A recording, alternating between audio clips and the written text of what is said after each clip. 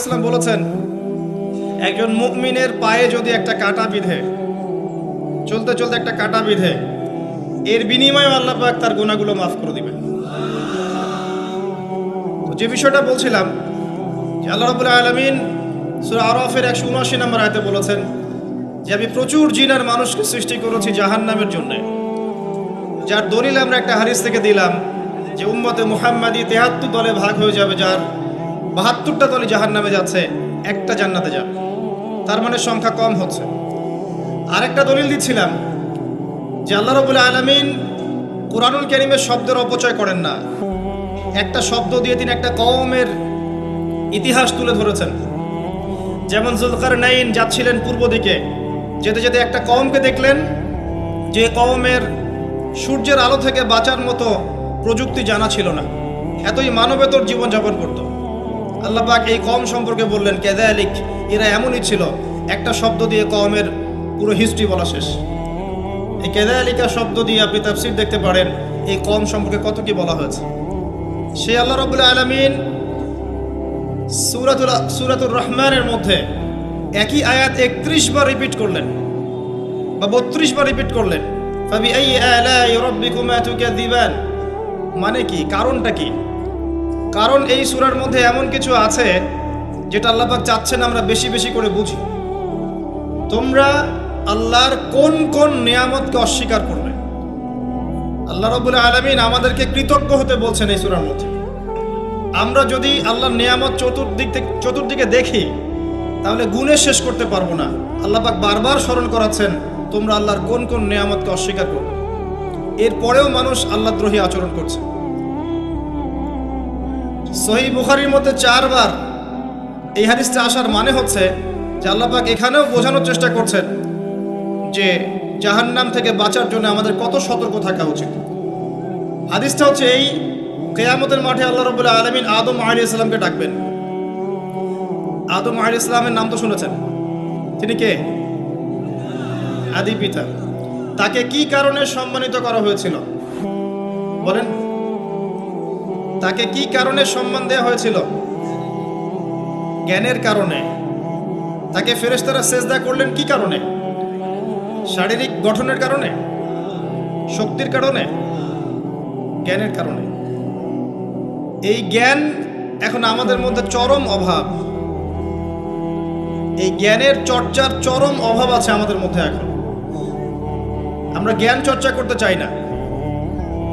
আমরা স্লোগান দিতে চাই যে আল কোরআনের আলো ঘরে ঘরে জ্বালো, কিন্তু প্রত্যেকটা ঘরে একটা করে কোরআনের হাফেজ নাই। এমনকি প্রত্যেকটা ঘরে একটা করে মানুষও পাওয়া যাবে কিনা যারা কোরআন বিশুদ্ধ করে তেলাওয়াত করতে পারে। তবে একটা কথা বারবার বলি যে এইসব আইওয়াশ শোডাউন দিয়ে ইসলামের কোনো কল্যাণ নাই।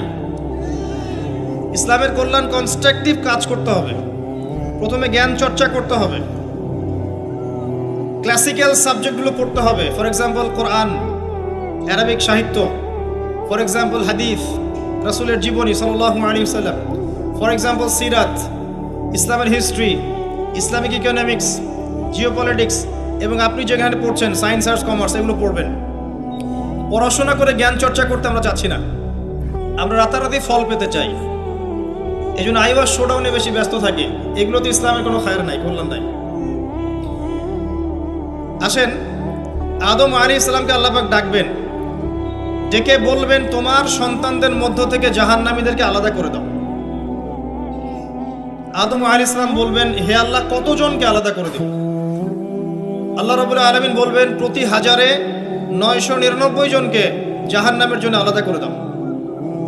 বলেন ইন্না লিল্লাহ ওয়া ইন্না ইলাইহি রাজিউন। প্রতি 1000-এ 999 জনকে জাহান্নামের জন্য আলাদা করে দাও। আপনি গাণিতিকভাবে এটাকে ব্যাখ্যা করতে যায়েন না। এখানে বোঝানো হচ্ছে মেজরিটি, অর্থাৎ বেশিরভাগ মানুষ জাহান্নামে যাচ্ছে, কোনো সন্দেহ নাই। হ্যাঁ, এটা ঠিক, জাহান্নামে যাওয়ার পরে কবিরা গুনাহগার যে ব্যক্তিরা আছে তাদের জন্য নবী সাল্লাল্লাহু আলাইহি ওয়াসাল্লাম সুপারিশ করবেন। এবং যার অন্তরে সরিষা দানা পরিমাণ ঈমান ছিল, মন থেকে লা ইলাহা ইল্লাল্লাহ সাক্ষ্য দিয়েছে, একদিন না একদিন সে জান্নাতে যাবে ইনশাআল্লাহ। কিন্তু আমরা কি চাইবো জাহান্নামের শাস্তি ভোগ করে জান্নাতে যেতে? জাহান্নাম কি এটা একটা হাদিস দিয়ে বুঝাচ্ছি। আল্লাহ রাব্বুল আলামিন এই পৃথিবীর সবচেয়ে সুখী মানুষটাকে, এই পৃথিবীতে যার কোনো দুঃখ কষ্ট কিচ্ছু ছিল না, এই মানুষটাকে ডেকে নিয়ে আসবেন। ডেকে নিয়ে এসে জাহান্নামে ঢুকাবেন এক মুহূর্ত সময়ের জন্য, ধরেন 1 সেকেন্ড বা 1 ন্যানো সেকেন্ড। এরপরে বের করে নিয়ে আসবেন, নিয়ে এসে বলবেন, পৃথিবীতে কি সুখে ছিলে? সেই ব্যক্তি বলবে, সুখ কি জিনিস হে আল্লাহ আমি জানি না। আমি কি বুঝাতে পারছি ভাই? সুখ কি জিনিস আমি জানি না। আর আল্লাহ রাব্বুল আলামিন এই পৃথিবীর সবচাইতে কষ্টে থাকা মানুষটাকে ডেকে নিয়ে আসবেন, এনে জান্নাতে ঢুকাবেন, ঢুকে 1 মুহূর্ত সময় রাখবেন, বের করে নিয়ে আসবেন। বলবেন, পৃথিবীতে কষ্টে ছিলে? সেই বান্দা বলবে, কষ্ট কি জিনিস আল্লাহ আমি জানি না। এটাই সেই আয়াতের ব্যাখ্যা বলা যায়। আল্লাহ পাক বলেছেন, কুল্লু নাফসিন যায়িকাতুল মাউত, প্রত্যেকটা নফস বা আত্মা মৃত্যুর স্বাদ গ্রহণ করবে। ফাইন্নামা তুওয়াফাউনা উজুরাকুম ইয়াওমাল কিয়ামাহ, কিয়ামতের মাঠে তোমাদের পূর্ণ প্রতিদান দেয়া হবে। ওই দিন ফামান যুহজিহা আনিন নার ওয়া উদখিলাল জান্নাহ ফাকাদ ফাজ, সেদিন যাকে আল্লাহ পাক জাহান্নাম থেকে বাঁচাবেন, জান্নাতে প্রবেশ করাবেন, একমাত্র সে ব্যক্তি সফল, আর কেউ সফল নয়। এই আয়াতটা হচ্ছে দ্য ডেফিনেশন অফ সাকসেস, যার পিছনে আমরা ছুটছি। আমরা সাফল্যের পিছনে ছুটি না। সফল হতে হবে, নিজের পায়ে দাঁড়াতে হবে, টাকা পয়সা করতে হবে, বাড়ি গাড়ি করতে হবে, ব্যাংক ব্যালেন্স করতে হবে, জমি জমা করতে হবে, একটা সুন্দরী গার্লফ্রেন্ড চাই, একটা স্ত্রী চাই, তাই না? আমরা সাফল্যের পিছনে ছুটতে চাই, আর আমাদেরকে বস্তুবাদী দর্শন শেখায় এগুলোই সাফল্যের মানদণ্ড। তা আল্লাহ পাক এখানে বলছেন, যাকে জাহান্নাম থেকে বাঁচানো হবে আর জান্নাতে প্রবেশ করানো হবে, এই ব্যক্তি ছাড়া কেউ সফল না। পৃথিবীতে আপনি অনেক বড় নেতা হতে পারেন, ইভেন অনেক বড় আলেমও হতে পারেন, অনেক বড় পলিটিশিয়ান হতে পারেন, অনেক বড় প্রশাসনের কর্মকর্তা হতে পারেন, অনেক বড় ইকোনমিক্স হতে পারেন, কলামিস্ট হতে পারেন, বুদ্ধিজীবী হতে পারেন, হাফেজ হতে পারেন, হুএভার ইউ আর, যদি কিয়ামতের মাঠে আপনি জান্নাতে যেতে না পারেন, আপনি সফল না। আর পৃথিবীতে যে মানুষ মুদির দোকান করছে, ভ্যান চালাচ্ছে, রিক্সা চালাচ্ছে, বারবার সেলুনে কাজ করে, কৃষক কৃষি কাজ করে, যাদেরকে মানুষ চেনেও না, ইমান আছে, 5 ওয়াক্ত নামাজ পড়ে, ছেঁড়া কাপড় পরে থাকে, এত মান মর্যাদা নাই, ভাইরাল না, মানুষ চিনে না, গভীর রাত্রে তাহাজ্জুদ পড়ে, দেখবেন এই ব্যক্তি যদি কিয়ামতের মাঠে জান্নাতে চলে যায়, এই ব্যক্তি আমার চেয়ে সফল, কোনো সন্দেহ নাই। তো আমাদের দৃষ্টিভঙ্গি আগে চেঞ্জ করতে হবে, দুনিয়ামুখী দৃষ্টিভঙ্গি ত্যাগ করতে হবে, পরকালমুখী দৃষ্টিভঙ্গি দরকার। নবী সাল্লাল্লাহু আলাইহি ওয়াসাল্লাম সাহাবায়ে কেরামের ভিতরে এই পরিবর্তন নিয়ে এসেছিলেন, তাদেরকে আল্লাহমুখী করেছেন, আল্লাহমুখী। যখন তারা আল্লাহমুখী হয়ে গেছেন, তখন দুনিয়া তাদের কাছে তুচ্ছ হয়ে গেছে। দুনিয়ার কষ্ট সহ্য করে নিয়েছেন, দুনিয়ার ভোগ বিলাস ত্যাগ করে দিয়েছেন, দুনিয়াকে সর্বোচ্চ প্রাধান্য দেননি, হাজত বা প্রয়োজন মনে করেছেন। দুনিয়ার সব কাজ করেছেন শুধু আল্লাহ সন্তুষ্টির জন্য। এবং আমি অনেক লেকচারে এটাও বলেছি যে আপনি দুনিয়ার প্রতিটা কাজ আল্লাহ সন্তুষ্টির জন্যই করেন, কারো কাছে কিছু পাওয়ার আশায় করেন না। কারো কাছে প্রতিদান পাওয়ার আশায় দুনিয়ার কাজগুলো করেন, আপনি কষ্ট পাবেন। কারো কাছে আশা করেন না, আল্লাহর কাছে আশা করেন প্রতিদান, আপনি কষ্ট পাবেন না ইনশাআল্লাহ। কারণ আল্লাহ ছাড়া প্রকৃত অর্থে আমাদের আপন বলে কেউ নাই, শুধুমাত্র আল্লাহই আপনার আপন, বাকিরা আপনার প্রয়োজন। মানুষ মানুষকে ভালোবাসতে পারে না, মানুষ মানুষের অবস্থানকে ভালোবাসে। এটা আপনারা হারে হারে ফিল করবেন যত দিন যাবে দেখবেন এটা আখিরুজ জামান, এটা আখিরুজ জামান, শেষ জামানা চলছে। এখন ফিতনাগুলো এমন ভাবে পড়তে থাকবে যেন একটা মালা ছিঁড়ে দিলে পুঁথিগুলো যেমন টপটপ করে পড়ে যায়, এইভাবে ফিতনাগুলো আসতে থাকবে। ওই হাদিসের দিকে আসেন। নবী সাল্লাল্লাহু আলাইহি ওয়াসাল্লাম বলেছেন, আদম আলাইহিস সালামকে ডেকে আনা হবে, বলা হবে তোমার সন্তানদের মধ্য থেকে জাহান্নামীদেরকে আলাদা করে দাও। আল্লাহ পাক বলবেন, প্রতি 1999 জনকে আলাদা করে দাও, একজন জান্নাতে যাচ্ছে প্রতি 1000-এ। কিন্তু listen to me very carefully, কিন্তু আল্লাহ পাক সূরা নিসা একটা কথা বলেছেন, ইন্নাল্লাহা লা ইয়াগফিরু আন ইউশরাকা বিহি ওয়া ইয়াগফিরু মা দুনা যালিকা লিমান ইয়াশা। আল্লাহ রাব্বুল আলামিন তার সাথে শিরকের গুনাহ ছাড়া অন্য যে কোনো গুনাহ যাকে ইচ্ছা মাফ করতে পারেন। যে কোনো গুনাহ, যে কোনো গুনাহ আল্লাহ পাক মাফ করতে পারেন, শিরকের গুনাহ ছাড়া। আরেকটা গুনাহ আল্লাহ পাক ক্ষমা করবেন না, সেটা হচ্ছে বান্দার হক। বান্দার হক বান্দার সাথে সম্পৃক্ত। কারো টাকা চুরি করেছেন, কারো জমি আত্মসাৎ করেছেন, কাউকে গালি দিয়েছেন, কারো প্রতি জুলুম করেছেন, কাউকে অন্যায়ভাবে মেরেছেন, ছিনতাই করেছেন, ইত্যাদি ইত্যাদি, যেটা অন্যের হকের সাথে সম্পৃক্ত। ধর্ষণ করেছেন, মানুষের সম্মানহানি করেছেন, কাউকে নিষ্পাপ কাউকে বিতর্কিত করেছেন, ইত্যাদি। এই যে মানুষের সাথে জড়িত হক, এটা আল্লাহর কাছে মাফ নেওয়া যাবে না। কাবা ঘরের গেলাফ ধরে কানলেও কোনো লাভ নাই। ওই বান্দার কাছে গিয়ে ক্ষমা নিতে হবে। ভাই, আমি আপনাকে গালি দিয়েছি, মাফ করে দেন। ভাই, আমি তোমার টাকা চুরি করেছিলাম, এই নাও, ফেরত নাও। বোন, তোমার সম্পত্তি আমি দেই নাই, নিয়ে নাও। প্রতিবেশী, তোমার জমি আমি নিয়েছি, নিয়ে নাও। এটা দুনিয়াতে করতে হবে। অন্যথায় পরকালে দেখবেন যে মানুষের সাথে জড়িত হকের জন্য মানুষটা দাঁড়িয়ে আছে। একজন ব্যক্তি উঠেছে, নামাজ, রোজা, হজ, যাকাত সব নেকি নিয়ে উঠেছে। ওঠার পরে দেখছে সামনে অনেক মানুষ দাঁড়িয়ে আছে। কি জন্য দাঁড়িয়ে আছে? কারো টাকা নিয়ে শোধ করে নাই, কাউকে গালি দিয়েছে, কারো প্রতি জুলুম করেছে, কারো প্রতি অন্যায় করেছে, এরা দাঁড়িয়ে আছে, হক চাচ্ছে। তখন কিভাবে শোধ করবে? আল্লাহ পাক বলবেন, তোমার নেকি ওদেরকে দিয়ে দাও। তখন শেয়ার রেটের মাধ্যমে নেকি চলে যাবে।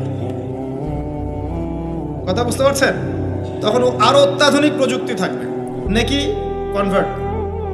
আর নেকি দিতে দিতে যদি নেকি শেষ হয়ে যায়, তখন ওই ব্যক্তিদের গুনাহ তার আমল নামায় চলে আসবে। তারপর ওই ব্যক্তিরা জান্নাতে যাবে, এই ব্যক্তি জাহান্নামে যাবে। অতএব দুনিয়াতে মানুষের সাথে জড়িত কোনো হক রাখেন না। আল্লাহ পাক বলছেন, শিরকের গুনাহ ছাড়া আল্লাহ যে কোনো গুনাহ মাফ করতে পারেন। আর এই যে কুফরি এবং মানুষের সাথে জড়িত হক, আল্লাহ মাফ করবেন না। এখন আল্লাহ যদি শিরকের গুনাহ ছাড়া সব গুনাহ মাফ করতে পারেন, আর আল্লাহ পাক তো ওয়াদা করেছেন নবী সাল্লাল্লাহু আলাইহি ওয়াসাল্লামকে মেরাজের রাতে, যে তোমার উম্মতের যে কোনো ব্যক্তি যদি শিরক না করে আমার সামনে হাজির হয়, আমি তাকে মাফ করে দেব। একটা হাদিসে কুদসির মধ্যে এটাও আছে, হে আদম সন্তান, তুমি যদি আসমান এবং জমিন সমপরিমাণ গুনাহ নিয়ে আমার সামনে দাঁড়াও, কিন্তু আমার সাথে কাউকে শরীক করনি, তাহলে আমি আল্লাহ তোমার সামনে আসমান জমিন সমান ক্ষমা নিয়ে দাঁড়াবো। আবার নবী সাল্লাল্লাহু আলাইহি ওয়াসাল্লাম সুপারিশ করবেন, যার অন্তরে এক জাররা পরিমাণ ঈমান থাকবে, তারা জান্নাতে যাবে। তাহলে কি কারণে 1999 জন মানুষ জাহান্নামে যাবে? উত্তরটা দেন দেখি। তাদের আমল নামে কিসের পাপ থাকতে পারে? কিসের? এটা বোঝার জন্য কি পিএইচডি করার দরকার আছে? এখন দেখেন, কিছু মানুষ আছে যারা বলছে যে ঈসা ইবনে মারিয়াম আল্লাহর সন্তান। নাউযুবিল্লাহ। এটা শিরক নয়? এবং তাদের সংখ্যা পৃথিবীতে 700-800 কোটির মতো, নাকি আরো কম বেশি হবে? যারা চলে গেছে, যারা আছে এবং যারা আসবে। কিছু মানুষ বলছে ওজায়ের আলাইহিস সালাম আল্লাহর সন্তান। নাউযুবিল্লাহ।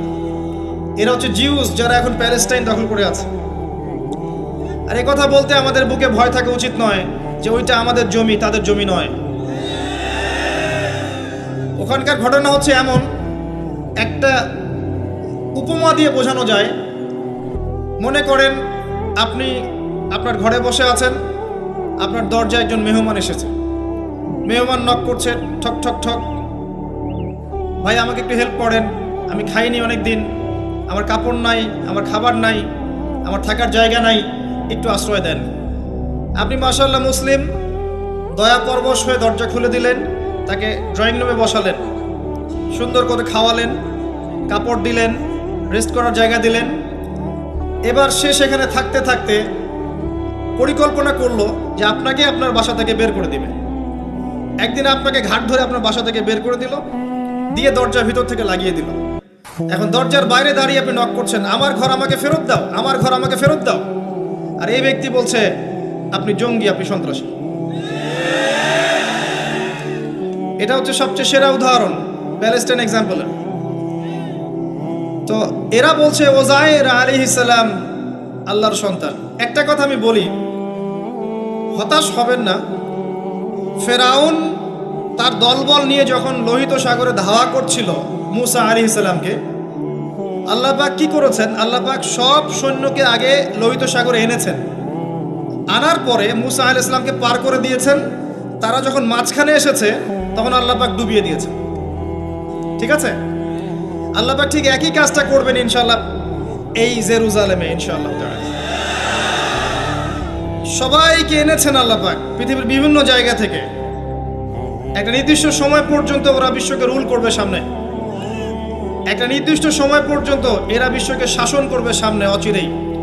কিন্তু এরপরে আল্লাহ রাব্বুল আলামিন ঈসা ইবনে মারইয়ামকে নামাবেন এবং তার হাতে তাদের নেতা মাসিহুদ দাজ্জাল নিহত হবে ইনশাআল্লাহ তাআলা। এবং পুরো কমিউনিটি একসাথে কলাপস করে যাবে, পৃথিবী থেকে তার নাম অস্তিত্ব মুছে যাবে ইনশাআল্লাহ তাআলা। আল্লাহ পাক ওই লোহিত সাগরের সুন্নাহ এখানে অ্যাপ্লাই করবেন ইনশাআল্লাহ। আল্লাহ পাক এই কারণে একত্রিত করেছেন, এটা আল্লাহ পাকের স্টাইল সুন্নাহ। আসেন, এরা বলছে উযাইর আলাইহিস সালাম আল্লাহর সন্তান। আবার দেখেন কিছু মানুষ বলছে আল্লাহকে পাওয়ার জন্য স্ট্যাচু ওয়ার্শিপ করা যায়, এরা হচ্ছে আল্লাহকে পাওয়ার মাধ্যম। কিছু মানুষ বলছে কবরে সেজদা করা যায়, কবরে শায়িত ব্যক্তি আল্লাহর কাছে সুপারিশ করবে। কিছু মানুষ বলছে আল্লাহ ছাড়া অন্য কারো কাছে দোয়া করা যায়, তিনি অনেক বুজুর্গ ব্যক্তি ছিলেন, আমার দোয়া পৌঁছে দিবেন আল্লাহ পর্যন্ত। কিছু মানুষ বলছে আল্লাহ ছাড়া অন্য কারো নামে নজর করা যায়, জবাই করা যায়, কসম করা যায়, ইত্যাদি ইত্যাদি। আর কিছু মানুষ আল্লাহর হালালকে হারাম করছে, আল্লাহর হারামকে হালাল করছে। কিছু মানুষ তাকদীরকে অস্বীকার করছে, ভাগ্যকে অস্বীকার করছে। কিছু মানুষ দুনিয়া নিয়ে এতই ব্যস্ত হয়ে আছে, দিনের জাররা পরিমাণ ফিকির নাই। আবার কিছু মানুষ এই উম্মতের মধ্যে দাবি করছে মুহাম্মদ সাল্লাল্লাহু আলাইহি ওয়াসাল্লাম শেষ নবী নন, আরো নবী আসতে পারে, এবং তারা প্রকাশ্যে মাহফিল করারও চেষ্টা করছে এখন বাংলাদেশে। আবার কিছু মানুষ বলছে আমরা কোরআন মানি, হাদিস মানি না। এই যতগুলো কথা আমি বললাম এর প্রত্যেকটাই হচ্ছে শিরক। এই শিরকগুলো হয় তিন ভাবে: চিন্তায় শিরক হয়, কথায় শিরক হয় এবং কাজে শিরক হয়। চিন্তা, কাজ এবং কথা, আকীদায় শিরক থাকে, আমলে শিরক থাকে, আবার কথাতেও শিরক থাকে। এই শিরকের পাপের কারণে আল্লাহ রাব্বুল আলামিন বেশিরভাগ মানুষকে জাহান্নামে দিবেন, বলেন নাউযুবিল্লাহ। কিন্তু কারো আমল নামায় যদি শিরকের পাপ না থাকে, শিরক থেকে তওবা করে যে কোনো পাপ নিয়ে সে কবরে যায়, 99% সম্ভাবনা আছে এই মানুষকে আল্লাহ পাক মাফ করে দিবেন। তাহলে আমরা আজকে এতটুকু শিখলাম, প্রথমে সবচেয়ে বেশি কেয়ারফুল থাকতে হবে শিরকের ব্যাপারে।